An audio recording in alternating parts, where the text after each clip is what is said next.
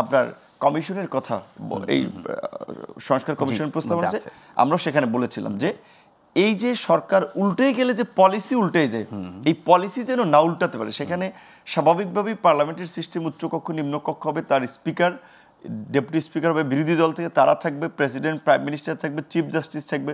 তার মানে এই যে অনেকগুলো ব্যক্তি বা অনেক স্টেক হোল্ডার একপাক্ষিক না, বহুপাক্ষিক। জাতি এবং দেশের প্রয়োজনে সিদ্ধান্ত নেবেন, কিন্তু তারা জাতিকে সেটা ব্যাখ্যা করবেন। যেই ব্যাখ্যাহীন সিদ্ধান্ত নেয় সেই অগণতান্ত্রিক। রাজনৈতিক দল যদি জনগণকে ব্যাখ্যা না দেন তাহলে তারা স্বৈরাচারী, অরাজনৈতিক সরকারও যদি জনগণকে ব্যাখ্যা না দেন তাহলে তারাও স্বৈরাচারী। স্বৈরাচার একটা আচরণ, স্বৈরাচার কোনো নিয়ম না, কিন্তু আচরণ। গণতান্ত্রিকভাবে নির্বাচিত লোকও স্বৈরাচারী আচরণ করতে পারে, আবার একজন ব্যক্তি অগণতান্ত্রিক হয়েও গণতান্ত্রিক আচরণ করতে পারেন, অর্থাৎ নির্বাচিত হন নাই কিন্তু তার আচরণ খুবই গণতান্ত্রিক। জনাব আপনার কাছে যেটাতে ছিলাম যে নীতির ধারাবাহিকতা, এখন ডক্টর ইউনূস তিনি একটা সরকার পরিচালনা করছেন, তিনি কিছু নীতি বা সহায়তা নানানভাবে দেওয়ার চেষ্টা করছেন বলছেন, এবং বিভিন্ন কর্তৃপক্ষের জায়গায় তিনি গুরুত্বপূর্ণ পরিবর্তনও এনেছেন যাতে করে বিদেশি বিনিয়োগকারীরা অনেক বেশি আকৃষ্ট হয়। এর ধারাবাহিকতা যখন পরবর্তীতে নির্বাচিত সরকার, রাজনৈতিক সরকার আসবে, কতটা থাকতে পারে? আমাদের দেশের ইতিহাস কি বলে? এটাই একটা বড় কোশ্চেনের বিষয় যে আপনার এখন তো যারা গভর্নমেন্ট চালাচ্ছে ফুললি নন পলিটিক্যাল লোক। আমরা যেটা সংস্কার কমিশনের প্রস্তাবনাগুলো নিয়ে কাজ করতে গিয়ে যখন দেখেছি, আমরা কিন্তু সব দল, সংগঠন, ব্যক্তি পর্যায় থেকেও রাষ্ট্র সংস্কার বিষয়ে একটা ব্যাপক আলাপ আলোচনা করছি। সেখানে একটা জিনিস দেখলাম যে তাদের কিছু কিছু প্রপোজাল এমন যে সর্বক্ষেত্রে রাজনৈতিক দলকে বা রাজনৈতিক দলের নেতাদেরকে ডালপালা সেটে দিতে হবে বা তাদের রাশ টেনে ধরতে হবে। তো রাষ্ট্র পরিচালনা আর সিভিল সোসাইটির অর্গানাইজেশন পরিচালনা কিন্তু এক বিষয় না। রাষ্ট্র পরিচালনা করতে হলে স্টেটসম্যান হিসেবে কোথাও হার্ড হওয়া লাগবে, কোথাও সফট হওয়া লাগবে, কিছু কনফিডেন্সিয়াল বিষয় আছে যা চাইলেও ওইভাবে আপনাকে ওপেন ডিসকাশন করা সম্ভব না। এটা কি আপনি বিরাজনীতিকরণের কোনো বিরাজনীতিকরণ কিনা আমি জানি না। আমি একটা বিষয়ে খুব মানে আশ্চর্যান্বিত হয়েছি যে কমিশনেরও যারা সংশ্লিষ্ট তাদের অনেককে জিজ্ঞেস করলো, বলে এটা আসলে আমরা ওইভাবে চিন্তা করি নেই, মানে তাহলে বোঝাচ্ছে যে কোথাও থেকে আরোপিত হয়েছে আর কি এরকম বিষয়টা। তো যাই হোক, সেখানে তারপরেও আজকে আমরা দলের পক্ষ থেকে এই সংস্কার প্রস্তাবগুলো দিয়েছিলাম। সেখানে বেশ কিছু প্রপোজাল দিয়েছি, যেমন পাওয়ার ব্যালেন্স করার জন্য এনসিসি বা আপনার একটা জাতীয় সাংবিধানিক আপনার কমিশনের কথা, এই সংস্কার কমিশনের প্রস্তাব আছে, আমরা সেখানে বলেছিলাম যে এই যে সরকার উল্টে গেলে যে পলিসি উল্টে যায়, এই পলিসি যেন না উল্টাতে পারে। সেখানে স্বাভাবিকভাবেই পার্লামেন্টের সিস্টেম উচ্চকক্ষ নিম্নকক্ষ হবে, তার স্পিকার ডেপুটি স্পিকার হবে, বিরোধী দল থেকে তারা থাকবে, প্রেসিডেন্ট প্রাইম মিনিস্টার থাকবে, চিফ জাস্টিস থাকবে। তার মানে এই যে অনেকগুলো ব্যক্তি বা অনেক স্টেক হোল্ডার একপাক্ষিক না, বহুপাক্ষিক। তার মানে নীতির প্রশ্ন একটা জাতীয় ঐক্যমত দরকার। রাইট। এক্ষেত্রে এই যদি এই সংস্কার প্রস্তাবগুলো যদি আপনার বাস্তবায়ন হয়, এবং আমরা যেটা বলছি যে এই সংশোধিত সংবিধান গৃহীত হওয়ার পরে যদি নির্বাচন হয়, তাহলে কিন্তু এই যে নীতি এতদিন যেভাবে পাল্টে ফেলেছে, ভবিষ্যতে কেউ পাল্টাতে পারবে না। তবে আমাদের দেশে এই নজির রয়েছে আপনার, এবং বিশেষ করে রাজনৈতিক দলের সরকারে স্বাভাবিকভাবেই এই সরকারের যেমন ভালো দিক আছে, আবার খারাপ দিক আছে, দুর্বলতা আছে। ম্যাক্সিমাম রাজনৈতিক দলের রাজনৈতিক লোকজন, কিছু বিশেষজ্ঞ লোকজন আছে যারা বাইরে এতদিন ব্যক্তিগত ভালো প্রফেশনে ছিলেন, এখন ইউনূস সাহেবের টিমে কাজ করবেন, এটা অনেকের জন্য একটা ভালো ফিলিং, কিংবা অনেকে অনার ফিল করে, অনেকে দেশের জন্য এরকম একটা ঐতিহাসিক মুহূর্তে কিছু দিতে চায়, সেই জায়গা থেকে এসেছেন।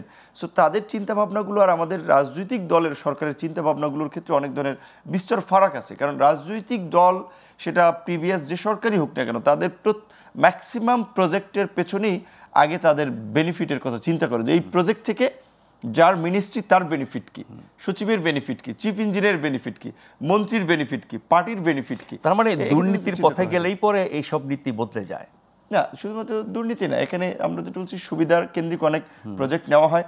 সো এখন নতুন একটা সরকার আসবে, সে পুরনো পলিসিটা ভালো হলেও চিন্তা করতে পারে নতুনভাবে নিলে আবার তার কিছু আপনার এখান থেকে একটা সুবিধা নেওয়ার রাস্তা তৈরি হবে। যেটা তুষার ভাই বলছিলেন যে আগের সরকার রোড শো করেছে, আমরা দুবাইতে দেখলাম, আমেরিকাতে দেখলাম, অনেক জায়গায় দেখলাম। তো এই রোড শো করে কত টাকা যে পাচার করেছে তার তো কিছুটা শিবলি রুবায়তুল ইসলামের নামে আমরা ওসিডিআর থেকে একটা সংবাদে দেখেছি। তো সেই জায়গা থেকে অন্তত এই সরকারের যে ইনিশিয়েটিভটা, সেটা অত্যন্ত ভালো।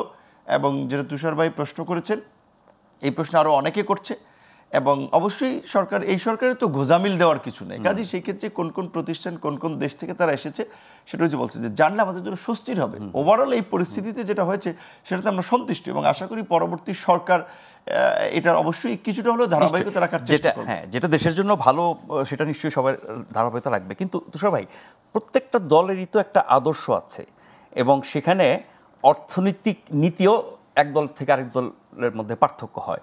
সেক্ষেত্রে আপনি একটা নীতি করে দিয়ে যাবেন, এটাই সব রাজনৈতিক দল তার দলীয় আদর্শের মধ্যে ফিট করতে হবে, এটা কতটা বাস্তবসম্মত? এটা কোনোভাবেই বাস্তবসম্মত না। প্রথম বিষয় হচ্ছে যে রাজনৈতিক সরকারের রাজনৈতিক কমিটমেন্ট থাকে এবং অনেক ক্ষেত্রে রাজনৈতিক সরকার শুধু প্রফিটের কথা ভাবেন না, তারা লসও করেন। যেমন আপনি যখন প্রান্তিক জনগোষ্ঠীকে ভর্তুকি দিবেন অথবা প্রান্তিক জনগোষ্ঠীকে এগিয়ে নিয়ে আসার জন্য নানা ধরনের ইনসেন্টিভ দিবেন, প্রণোদনা দিবেন, সেখানে আমরা লাভটা কিন্তু কখনো অঙ্কে হিসাব করি না, আমরা লাভটা হিসাব করি 50 বছরে।